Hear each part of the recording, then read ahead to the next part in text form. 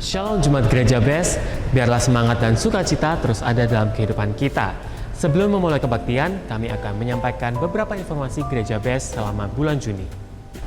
Doa pagi diadakan setiap hari Senin, Rabu, dan Jumat pukul 4.30 pagi waktu Indonesia Barat. Doa malam diadakan setiap hari Senin sampai Sabtu pukul 8.30 malam waktu Indonesia Barat. Biblical Alignment Study Training atau pendalaman Alkitab diadakan setiap hari Selasa pukul 6 sore waktu Indonesia Barat. Worship Night diadakan setiap hari Kamis pukul 6 sore waktu Indonesia Barat. Ladies Devotion diadakan setiap hari Jumat pukul 10.30 pagi waktu Indonesia Barat. Gospel and Prayer diadakan setiap hari Jumat pukul 9 malam waktu Indonesia Barat. Kebaktian Yes Pro atau Profesional Muda diadakan setiap hari Sabtu pukul 6 sore waktu Indonesia Barat. Kebaktian Minggu diadakan setiap hari Minggu pukul 9.30 pagi waktu Indonesia Barat. Best Talk diadakan setiap hari Minggu pukul 4 sore waktu Indonesia Barat.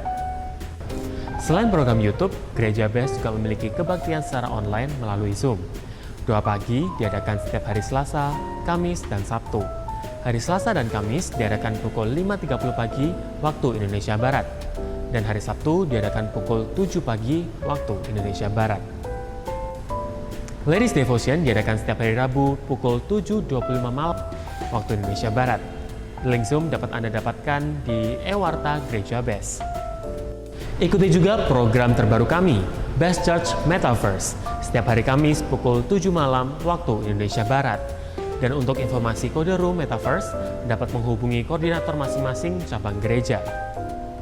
Sekolah Tinggi Teologi Adiwacana Surabaya membuka pendaftaran mahasiswa baru hingga tanggal 31 Agustus 2022. Informasi pendaftaran dapat Anda dapatkan dengan men-scan barcode yang tertera di layar. Bagi Anda yang rindu untuk memberikan persembahan dan perpuluhan dapat Anda berikan melalui scan barcode yang tertera pada layar. Sekian informasi yang dapat kami sampaikan. Mari siapkan hati dan pikiran kita untuk menyambut firman Tuhan. Selamat beribadah dan Tuhan Yesus memberkati.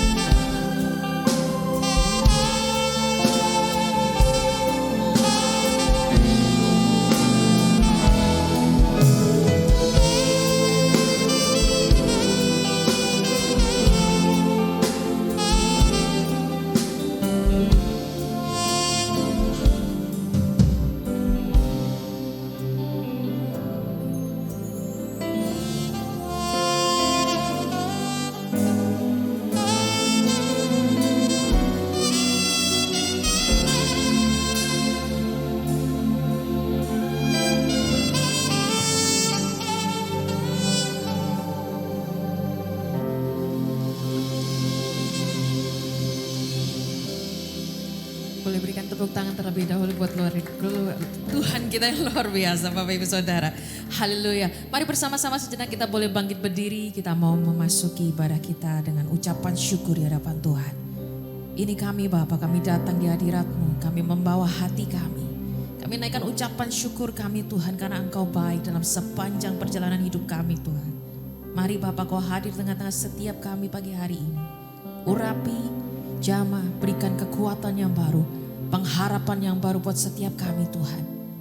Sepanjang ibadah ini dari awal hingga akhirnya kami mau menikmati Engkau Tuhan.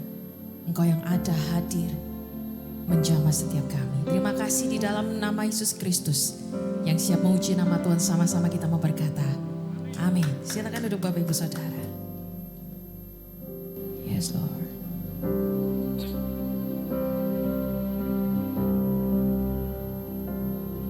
Dalamnya kasih sayang-Mu, Kau tuliskan dalam hatiku, suka dan duka yang ku lewati, indah bersama-Mu Tuhan. Katakan sekali lagi. Dalamnya kasih sayang,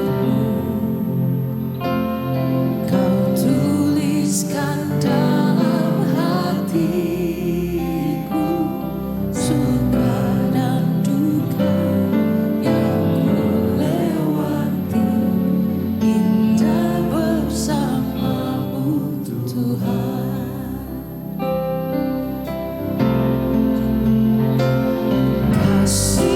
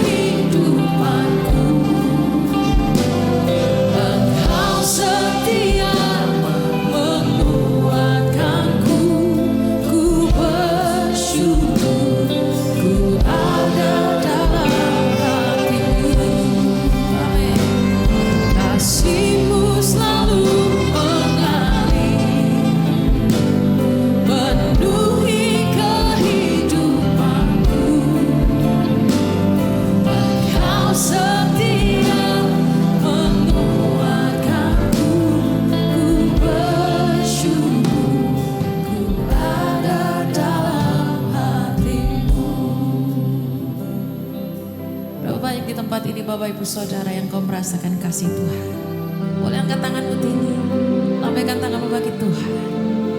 Yes Lord. Kita mau ada pada pagi hari dengan segala yang kita miliki. Percayalah bahwa Tuhan itu ada dan Dia mengasihimu. Mari buka hatimu, naikkan pujian ini dari hatimu Bapak Ibu Saudara. Kasih-Nya sungguh mengalir buat setiap kita. Dia yang tidak pernah mengingkari janji-Nya. Dia yang selalu menepati janji-Nya. Dia ada buat setiap kita dalam setiap musim kehidupan. Dia siap untuk menopang hidupmu. Kasih-Mu selalu mengalir, penuhi kehidupanku. Engkau setia menguatkanku, ku bersyukur, ku ada dalam hati-Mu. Mari nyanyikan Bapak Ibu Saudara. Kasih-Mu selalu mengalir. Amin. Penuhi kehidupanku. Engkau setia menguatkanku, ku bersyukur, ku ada dalam hati-Mu.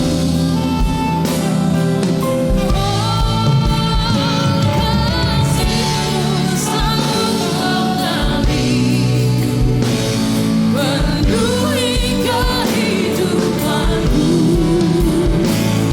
Engkau setia menguatkanku, ku bersyukur, ku ada dalam kasih-Mu selalu mengalir, penuhi kehidupanku. Engkau setia menguatkanku, ku bersyukur, ada dalam hati-Mu. Ku bersyukur, ada dalam hati-Mu. Katakan ku bersyukur, ku ada dalam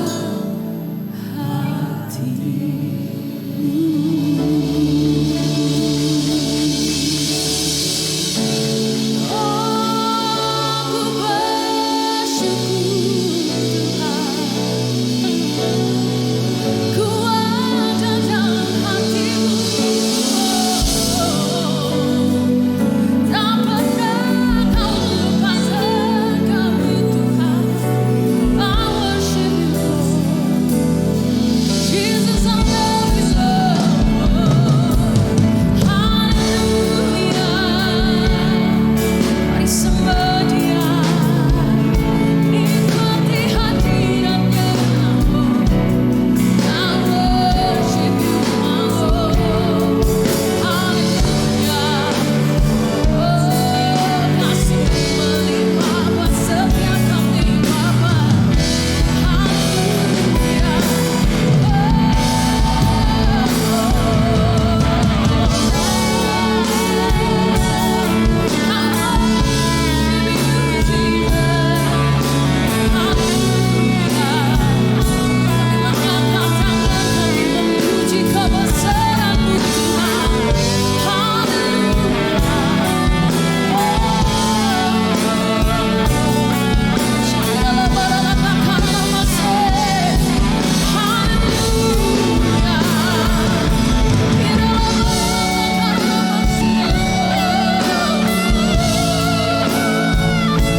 Jesus, I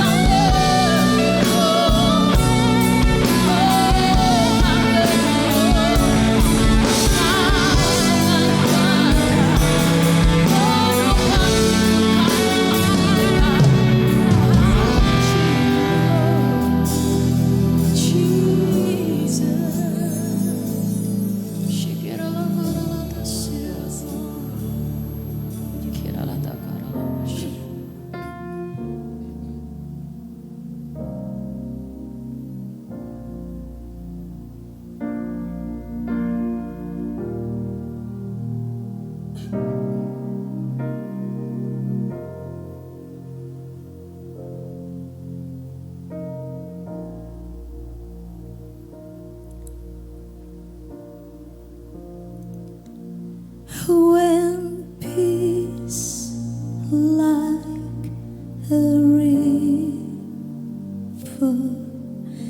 attended my way,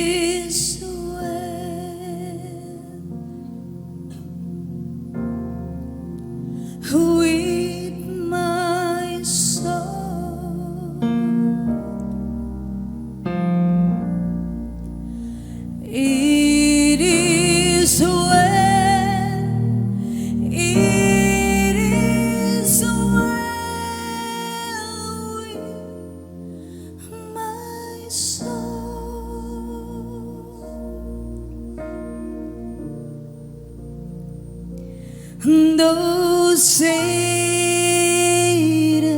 should buffet, though trials should come, let this blessed assurance control that Christ has regarded my helpless estate and has shed His own blood for my soul.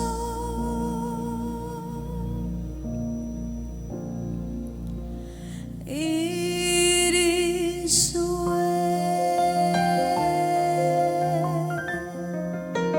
with my soul.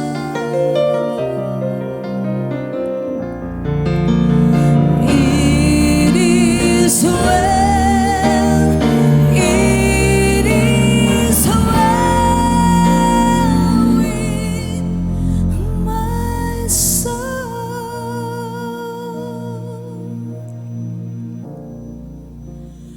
It is well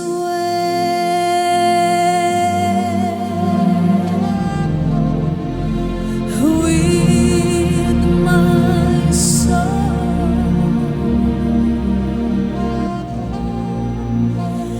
It is well. It is well with my soul.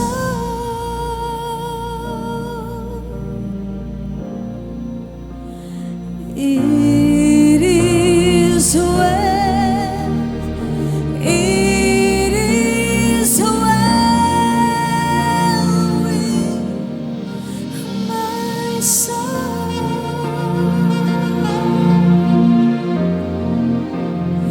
It is well.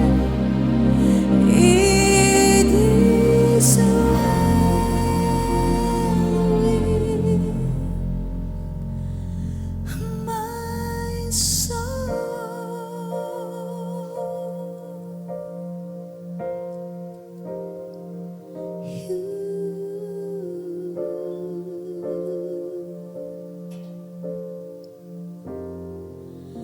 With my soul. Terpuji nama Tuhan. Berikan tepuk tangan sorak-sorai bagi Tuhan kita. Siapkan hati kita di hadapan Tuhan. It is well. Tanyakan sama-sama.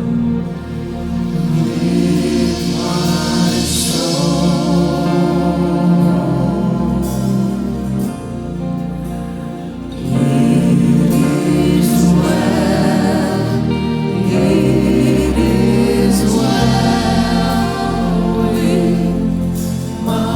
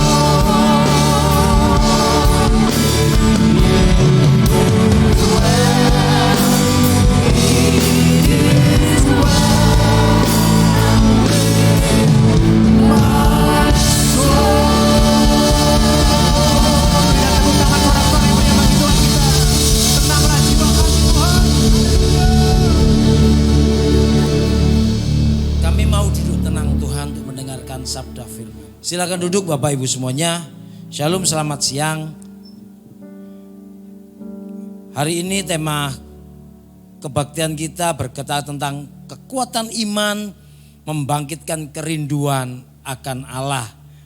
Saya berharap banyak kita yang hadir di tempat ini datang karena memang betul-betul iman kita mengerti, memahami bahwa sesungguhnya rindu akan Allah itu adalah suatu sumber kekuatan buat kita.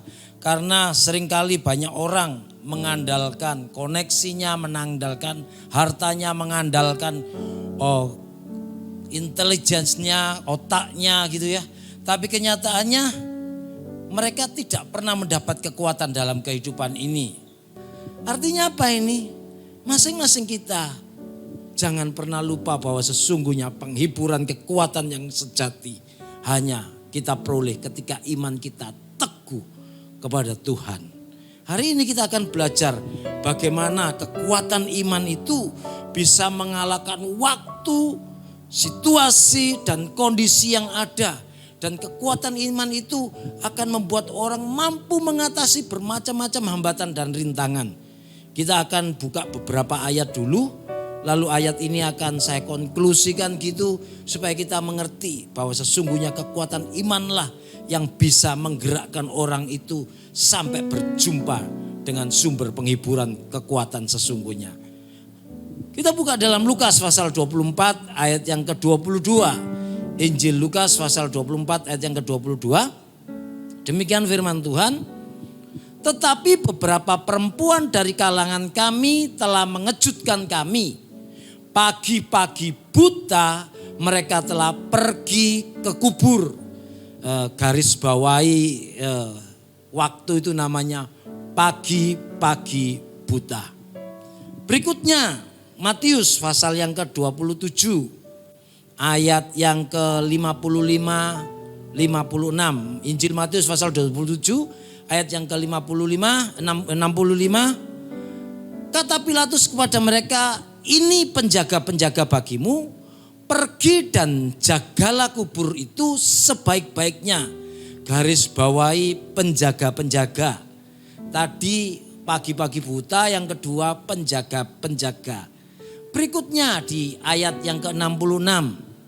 Maka pergilah mereka dan dengan bantuan penjaga-penjaga itu mereka memetraikan kubur itu dan menjaganya. Garis bawahi juga metrai, kalimat metrai itu Bapak Ibu ya. Di garis bawahi kalimat metrai. Lalu berikutnya Markus pasal yang ke-16 ayat yang ke-3. Markus pasal 16 ayat yang ke-3, mereka berkata seorang kepada yang lain, siapa yang akan menggulingkan batu itu bagi kita dari pintu kubur? Menggulingkan batu berarti batu itu besar menutup kubur dan diperlukan kekuatan yang kuat gitu ya, tangan yang kuat dan supaya bisa membuka kubur itu. Dari 4 ayat ini kesimpulan apa yang kita dapat? Ternyata bahwa kekuatan iman yang didasari kasih dari para wanita-wanita murid-murid Yesus ini membuat mereka mampu melakukan hal-hal yang dalam tanda kutip di luar batasan manusia pada umumnya. Dari ayat yang pertama tadi kita lihat tentang kalimat pagi-pagi buta. Kita bisa melihat bahwa kalau kita punya seorang yang kita kasihi dan orang itu sudah berangkat lebih dulu, rest in peace gitu ya. Sudah meninggal lebih dulu dan dia dimakamkan. Walaupun toh kita sangat mengasihi almarhumah itu, tetaplah dengan logika kita bisa berpikir kalau nanti aku mau berziarah, ya enggak mungkinlah dikatakan seperti ayat ini pagi-pagi buta. Apa maksud pagi-pagi buta? Pagi-pagi buta itu adalah suatu waktu, suatu situasi di mana saat itu malam sudah berlalu tapi paginya terbitnya terang ini belum matahari loh ya. Masih terang saja, belum dampak Saudara. Sehingga orang memandang sesamanya masih belum bisa dan itu disebut buta. Sehingga akhirnya pertanyaannya siapa yang mau datang ke makam walaupun yang dimakamkan itu orang yang dikasih. Apa yang menggerakkan mereka sampai mereka ini dalam tanda kutip kayaknya lupa waktu gitu loh. Kayaknya mereka ini lupa bahwa sesungguhnya tunggulah sebentar. Kalau fajar menyingsing bisa melihat dan lagi jalan bisa dengan enaknya. Tidak ada aral melintang. Tapi kerinduan hati ini loh. Iman yang demikian kuat. Ingin berbuat sesuatu untuk sang gurunya ini. Itu mengalahkan waktu yang ada. Kenapa? Karena ketika mereka kalau mau merempah-rempahi mayat ini. Mereka tunggu setelah Sabat selesai. Dan Sabat itu selesai memang di malam hari. Tetapi malam hari itu kan masih menunggu terang dulu fajar baru bisa ke makam. Tetapi kenyataannya mereka sudah tidak tahan untuk tidak bergerak. Dan akhirnya pagi-pagi buta mereka lakukan itu. Padahal kita tahu yang namanya pemakaman juga bukan berarti tempatnya enak, jalannya bagus. Kalau kita tahu di Surabaya ada namanya pemakaman Yellow Flower itu saudara, kembang kuning gitu. Saudara coba datang ke sana malam-malam begitu. Untuk mau sampai ke tempat yang bagus saja kita mesti harus meraba-raba. Ada selokan lah, ada parit lah, ada makam yang malang melintang karena sudah terlalu penuh makam itu sehingga tidak dijajar dengan baik. Dan itu membuat kesulitan buat orang-orang yang betul-betul malam-malam datang, pagi-pagi buta. Tetapi buat orang yang hatinya digerakkan oleh belas kasihan kepada sang gurunya dengan iman yang kuat, halangan ini tidak lagi menghambat mereka. Bahkan dikatakan makam itu dijaga oleh tentara Romawi. Dan kita tahu bahwa wanita-wanita ini kebanyakan adalah wanita-wanita dari Galilea. Sementara makam ada di sekitaran Yerusalem. Sehingga otomatis mereka banyak tidak kenal lah dengan orang-orang di Yerusalem itu. Apalagi dengan tentara Romawi. Ditambahi lagi mereka wanita-wanita yang sederhana. Wanita-wanita yang ya kalau hari ini kita bisa bilang wanita sosialita gitu ya. Wanita yang pinter berdiplomasi, pinter bernegosiasi. Wanita yang luar biasa hari ini. Mereka wanita biasa. Tetapi kenapa mereka tidak takut? Padahal nantinya akan ketemu dengan tentara yang menjaga ini loh.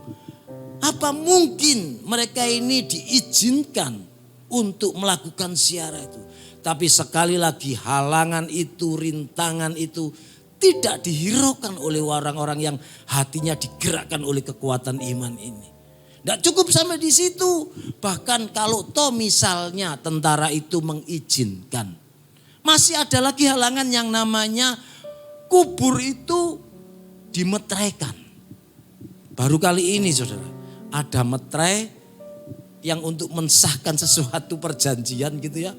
Ini malah diarahkan untuk meterai kuburan, mensegel kuburan. Bayangkan saudara, berarti kan ini memang kuburan ini adalah betul-betul sesuatu yang harus dijaga, sesuatu yang harus dikondisikan sedemikian rupa supaya siapapun tidak bisa mengutak-atik kubur ini. Tapi kenyataannya wanita-wanita itu sekali lagi tidak pernah membingungkan dengan kondisi-kondisi yang ada. Mereka tetap melakukan tindakan, mereka tetap berjalan, mereka tetap menerobos yang namanya gelap malam. Dan yang terakhir hambatan yang mereka ketemui adalah kubur itu ditutup oleh batu besar. Sehingga mau tidak mau mereka juga akan berpikir kalau toh kita mampu melewati malam-malam. Kalau toh kita bisa melobi tentara. Oke, Pak tentaranya mengizinkan, bahkan mungkin diizinkan juga untuk nanti segelnya bisa dibuka dulu. Tetapi perkara mengangkat batu besar itu bukan pekerjaan yang ringan. Itu bukan pekerjaan yang gampang saudara. Diperlukan suatu kekuatan, bahkan menggulingkan batu itu merupakan pekerjaan pria-pria saat itu. Tetapi sekali lagi, hati yang digerakkan oleh kekuatan iman. Hati itu tidak pernah takut menghadapi keadaan yang di depan. Yang ada adalah keberanian untuk melangkah, keberanian untuk melakukan suatu tindakan. Hari ini sama juga dengan kita. Mungkin banyak hal yang ke depan ini kita lihat, yang ke depan ini kita pikirkan, yang ke depan kita hitung-hitung, ini semuanya kayaknya menghalangi kita. Bahkan beberapa sampai membuat kita ketakutan, bahkan ada hal-hal yang membuat sampai kita tidak bisa berpikir karena hal itu mustahil. Tidak mungkin bisa kita lakukan, tidak mungkin bisa kita kerjakan, tidak mungkin bisa kita lewati. Tetapi tahukah kita memiliki Tuhan Allah yang hidup, yang mana Tuhan Allah yang hidup itu sudah berjanji akan menjadi Allah Immanuel, yaitu Allah yang menyertai kita dalam setiap langkah kehidupan kita. Apalagi yang menjadi alasan kita untuk takut? Mungkin beberapa tahun kemarin untuk berjumpa seperti ini kita takut karena memang ada virus pandemi COVID itu saudara. Tetapi apakah itu sampai hari ini terus menjadi ketakutan kita? Kenyataannya walaupun toh virus itu masih belum hilang, beberapa orang-orang sudah mulai menggeliat untuk memulai hidup. Mulai menggeliat untuk memulai pekerjaan. Masa akan kita terpuruk juga oleh keadaan yang seperti ini? Bukankah kita juga punya Tuhan Allah yang hidup? Allah yang bisa melewatkan kita 2 tahun kemarin sampai akhirnya kita masih bisa ada di tempat ini. Bukankah itu tandanya Allah mengasihi kita? Kita boleh hadir di tempat ini dalam keadaan yang seperti ini sekali lagi. Bukan karena kita punya kemampuan beli obat-obatan untuk menjaga stamina kita lebih kuat dari yang lain. Belum tentu juga bukan karena kita rajin berolahraga sampai akhirnya imun kita naik. Juga tidak menjamin itu. Tetapi satu hal, kalau sampai hari ini kita masih ada di tempat ini, itu karena bukti Tuhan mengasihi kita. Amin saudara. Nah, kalau sudah Tuhan mengasihi kita, apalagi yang mesti kita takutkan? Jangan pernah gentar. Allah kita, Allah Immanuel, Allah yang selalu beserta kita. Kuatkan iman kita supaya tetap dengan iman yang teguh itu kita tidak lagi ketakutan menghadapi hal-hal di depan kita. Walaupun seringkali apa yang kita rasakan hari ini tidak seperti yang kita doakan. Apa yang kita alami hari ini tidak seperti yang kita imani. Tapi percayalah di masa depan ada Tuhan juga yang ada di sana yang akan membuat kita berhasil. Mari bangkit, mari maju. Janganlah lagi kita kendor, janganlah kita ketakutan, janganlah kita khawatir. Karena Tuhan beserta dengan kita. Wanita-wanita ini sudah menjadi contoh inspirasi buat kita. Mereka datang dengan harapan, hanya cuma kepingin berjumpa dengan mayat yang lemah, letih, lesu, yang lunglai. Bahkan mayat ini yang sudah hancur tubuhnya, yang sudah bentuk wajahnya aja tidak dikenali. Harapan mereka hanya paling tidak sudah bisa berjumpa dengan mayat, merempah-rempahi, menabur bunga, cukup buat mereka. Tapi kenyataannya ketika mereka melakukan tindakan-tindakan di luar kemampuan manusia ini, tindakan-tindakan yang di atas rata-rata ini, mereka tidak lagi menjumpai mayat, bahkan mereka berjumpa dengan lebih daripada yang mereka harapkan. Mereka berjumpa dengan sang guru yang sudah hidup itu. Bukankah ini sesuatu yang wow, berharap seperti ini tapi dapatnya luar biasa. Biar kiranya ini menginspirasi kita juga hari-hari ini. Jangan lagi kita ini cemas, takut, khawatir. Percayalah ada Allah yang beserta dengan kita. Kuatkan iman kita dengan dengar firman Tuhan, lakukan apa yang firman mau, dan kita akan mendapat bahkan lebih daripada yang kita harapkan, lebih daripada yang kita pikirkan. Bahkan Tuhan bisa mengganti berlipat-lipat lebih daripada yang kemarin sudah hilang dari genggaman tangan kita. Lalu yang kedua dikatakan juga, bahkan iman itu mengalahkan pola pikir dan logika. Kita baca Lukas pasal 24 ayat 11 dan 12. Lukas pasal 24 ayat yang ke-11. Demikian firman Tuhan. Tetapi bagi mereka perkataan-perkataan itu seakan-akan omong kosong Dan mereka tidak percaya kepada perempuan-perempuan itu. Perempuan-perempuan yang sudah datang tadi, yang gelap gulita, yang ketemu handicap macam-macam hambatan itu berhasil melewatinya. Bahkan akhirnya berjumpa dengan sang guru, pulang melaporkan, "Hei teman, aku lihat guru kita hidup." Tetapi karena kebiasaan orang Yahudi saat itu, kalau yang ngomong ini wanita gitu, mereka bisa boleh tidak menganggap itu suatu kebenaran. Karena memang saat itu wanita tidak mendapat jenjang kesetaraan dengan pria di masa itu. Luar biasa kalau hari-hari ini wanita sudah memiliki kesetaraan gender. Bahkan saking sampai hebatnya wanita-wanita itu, beberapa wanita ini sampai luar biasa begitu. Saya dapati di media sosial ada wanita itu yang jadi sopir bus gitu. Wah, dia duduk di belakang sopir dan dia kendalikan bis yang besar begitu. Wih, mantap sekali tuh, pakai daster lagi dia naik, dia jalankan ini, bis. Beberapa lagi saya dapati sekarang tukang-tukang bangunan rumah itu bukan cuma pria loh. Sekarang yang mengaduk-aduk semen dengan pasir, yang mengangkat-ngangkat itu juga beberapa wanita-wanita. Sungguh sampai akhirnya saya mikir-mikir, wih betul ya, wanita itu, wanita penolong itu memang dijadikan menolong itu betul. Sampai akhirnya jadi wanita perkasa. Bahkan beberapa saya lihat sekarang ini di bangunan-bangunan tinggi, wanita-wanita terlibat jadi penghitungnya untuk konstruksi-konstruksi bangunan. Bahkan beberapa ibu rumah tangga, mereka jadi wanita perkasa hari ini. Bukan cuma ngurusi anak dan belanja, tapi sampai tak lihat ada beberapa yang naik tangga, saudara. Karena gentengnya itu turun, bahasa Prancisnya melorot. Tunggu suaminya tidak ada waktu, panggil tukang, dia kalkulasi biayanya kok tidak cocok, tinggal naikkan genteng gini. Dan naiklah wanita itu. Dan dia juga masang bola lampu, mengganti lampu-lampu yang putus. Luar biasa wanita-wanita sekarang ini.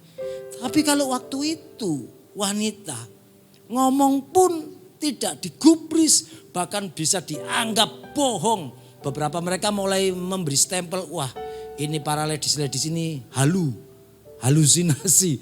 Karena cintanya kepada sang guru ini putus di tengah jalan, makanya mereka membayang-bayangkan seperti itu. Dan rasionya memang mana ada orang mati itu bangkit sendiri. Kalau dibangkitkan, mereka sudah melihat bukti. Lazarus dibangkitkan oleh gurunya. Anak muda di Nain dibangkitkan oleh gurunya. Kalau dibangkitkan oke. Tapi kalau ini bangkit sendiri, itu kan sesuatu, tidak mungkin. Tapi walaupun tidak mungkin seperti itu, ayat yang ke-12 kita bisa baca. Sungguh pun demikian, Petrus bangun, lalu cepat-cepat pergi ke kubur itu. Ketika ia menjenguk ke dalam, ia melihat hanya kain kapan saja. Lalu ia pergi dan bertanya dalam hatinya, apa kiranya yang telah terjadi ini? Artinya apa, saudara? Mungkin hari-hari ini orang mulai ngomong, alah ke gereja enggak ke gereja sama aja lah. Kamu aktif enggak aktif juga tetap sama aja. Buktinya kalian ke gereja juga kena COVID, enggak ke gereja juga kena COVID.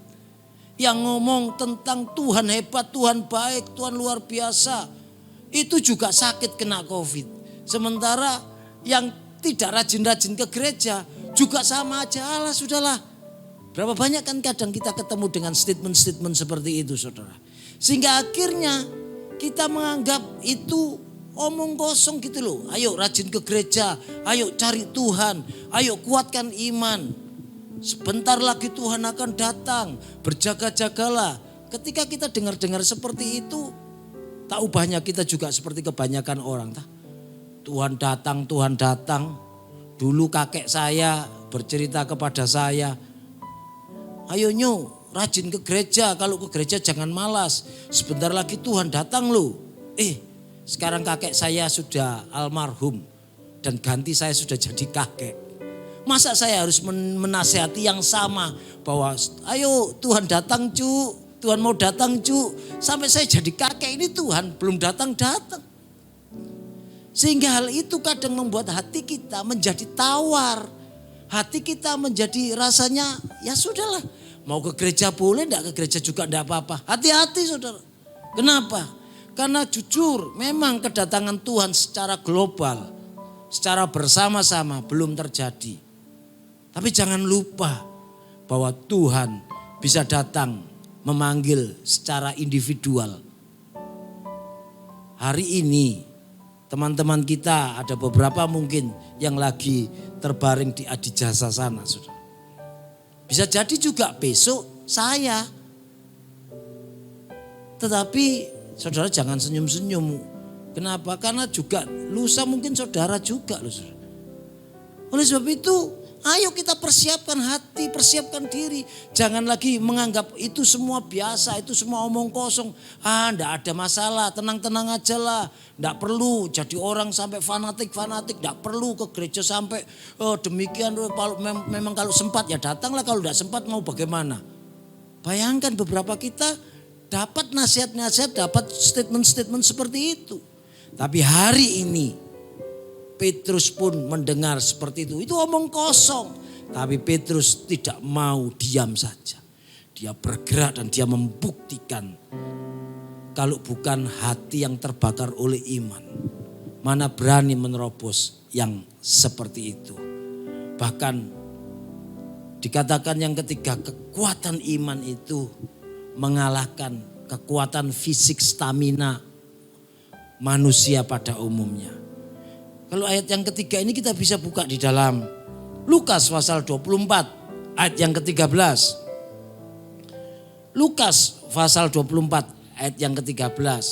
Pada hari itu juga 2 orang dari murid-murid Yesus pergi ke sebuah kampung bernama Emmaus yang terletak kira-kira 7 mil jauhnya dari Yerusalem. Garis bawahi 7 mil. Berikutnya Lukas pasal 24 ayat yang ke-29.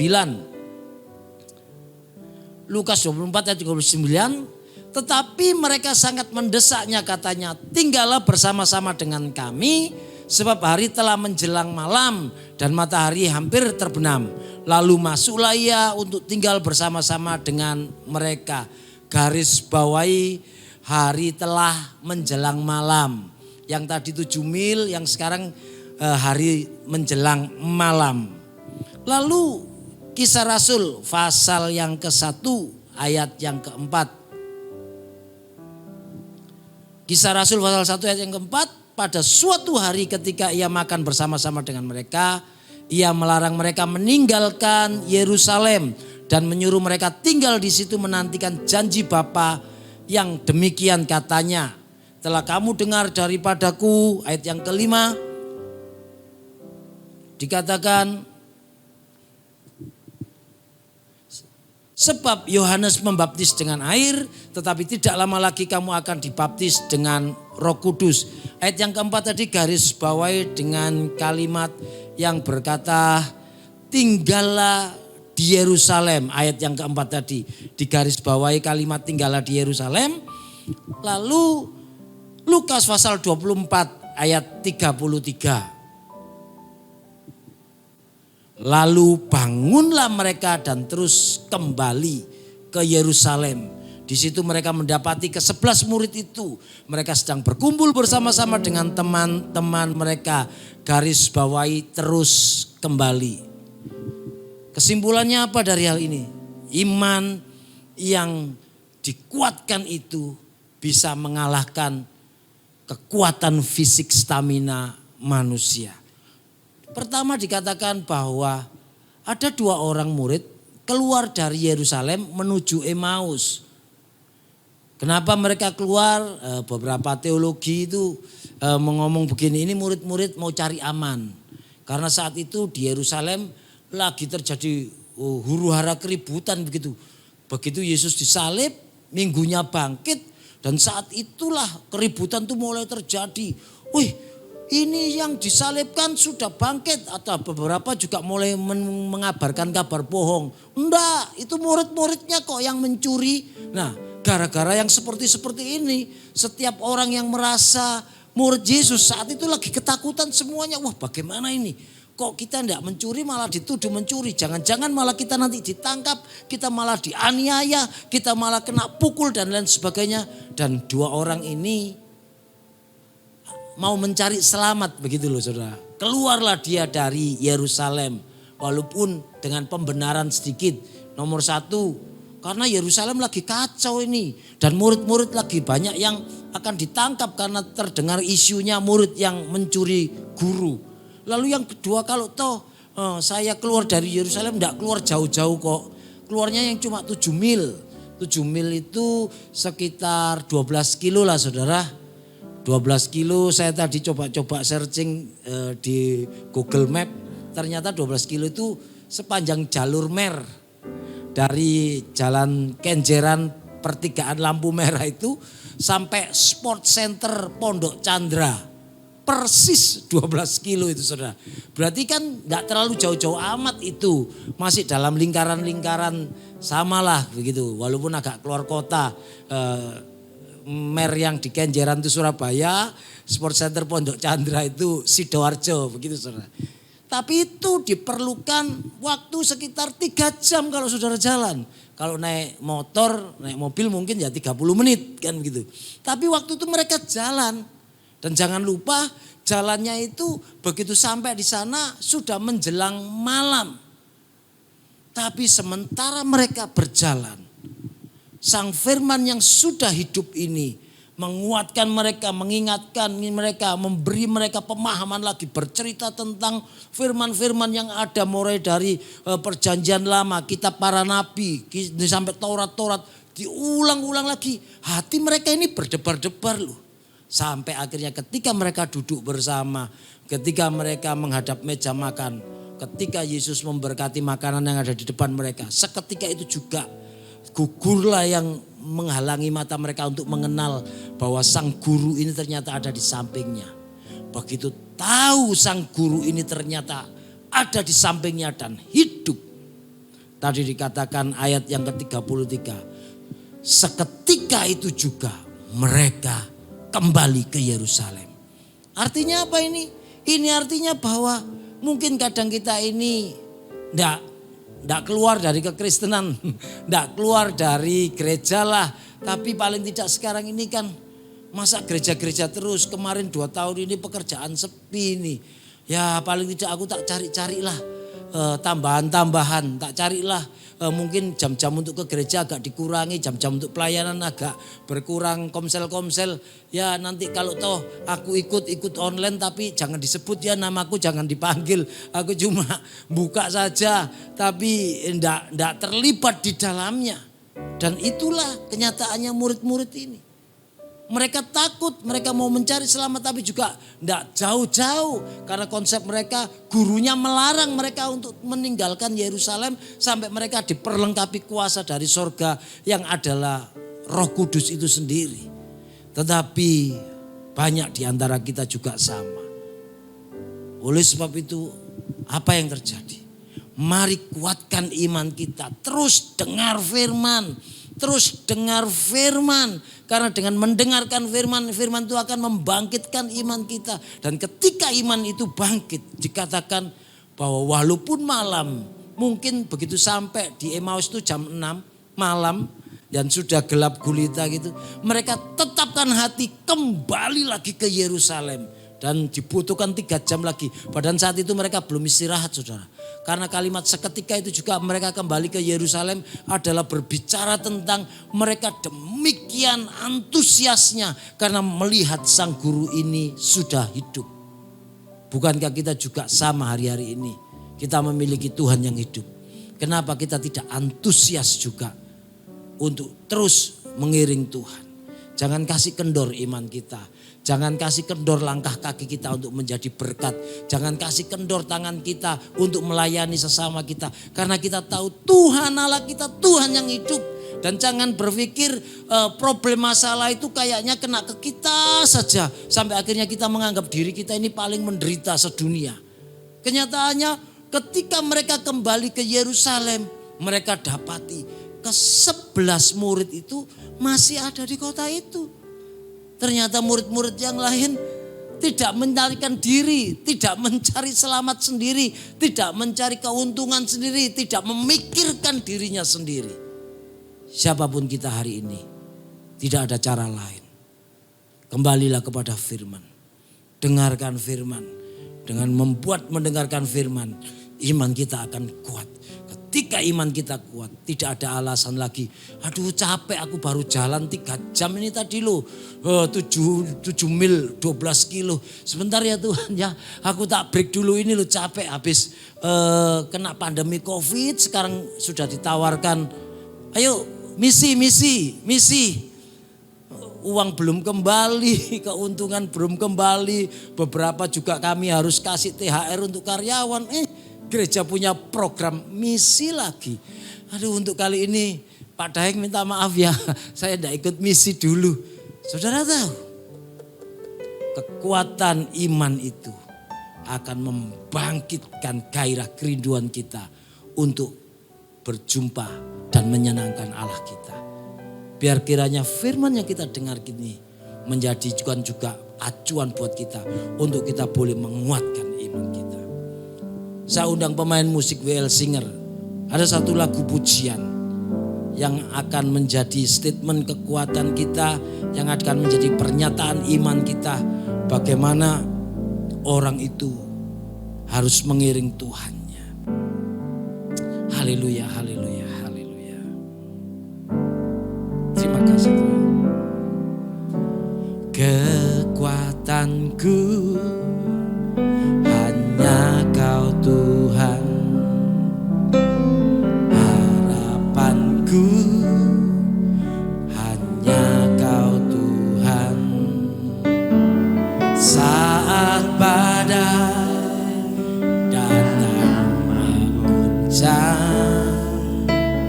tak goyah ku bersamamu Tuhan. Tak mampu ku tanpamu Tuhan. Sungguh tak kuatku tanpamu Tuhan. Pegang erat tanganku Tuhan. Jangan pernah Kau lepaskan.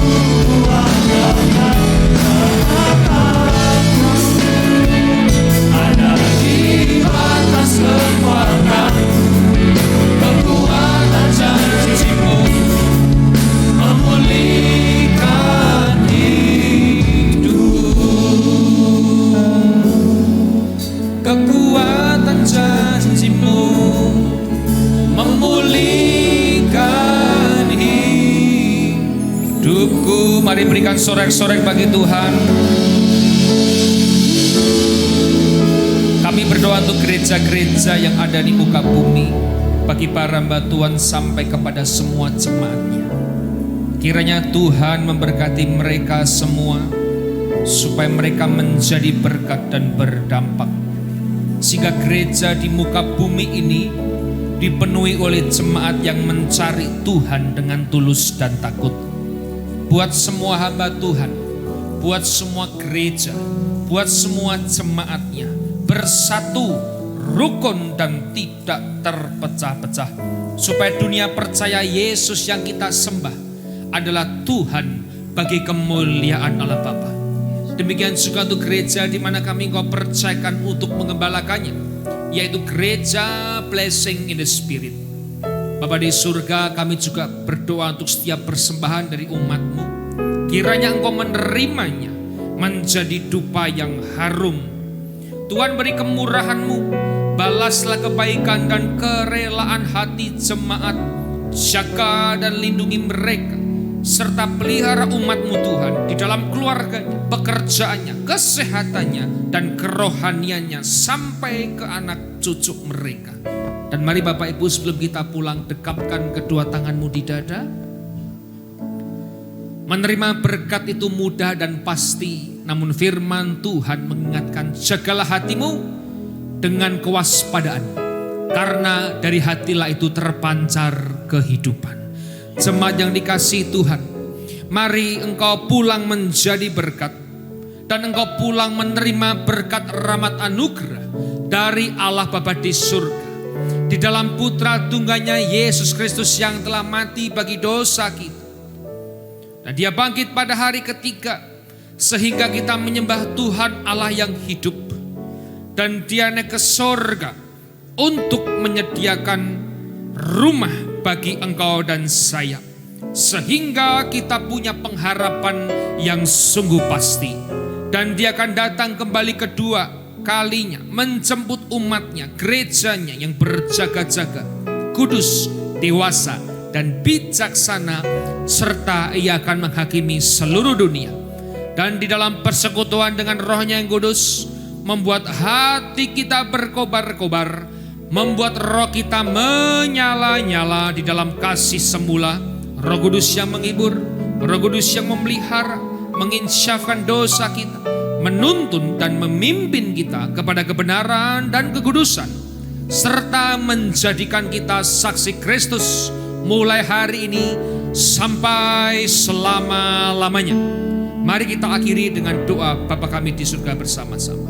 Bapa kami yang di surga, dikuduskanlah namamu, datanglah kerajaanmu, jadilah kehendak-Mu di bumi seperti di surga. Berikanlah kami pada hari ini makan kami yang secukupnya, dan ampunilah kami akan kesalahan kami, seperti kami juga mengampuni orang yang bersalah kepada kami. Dan janganlah bawa kami ke dalam pencobaan, tapi lepaskanlah kami daripada yang jahat. Karena Engkaulah yang punya kerajaan dan kuasa dan kemuliaan sampai selama-lamanya. Amin.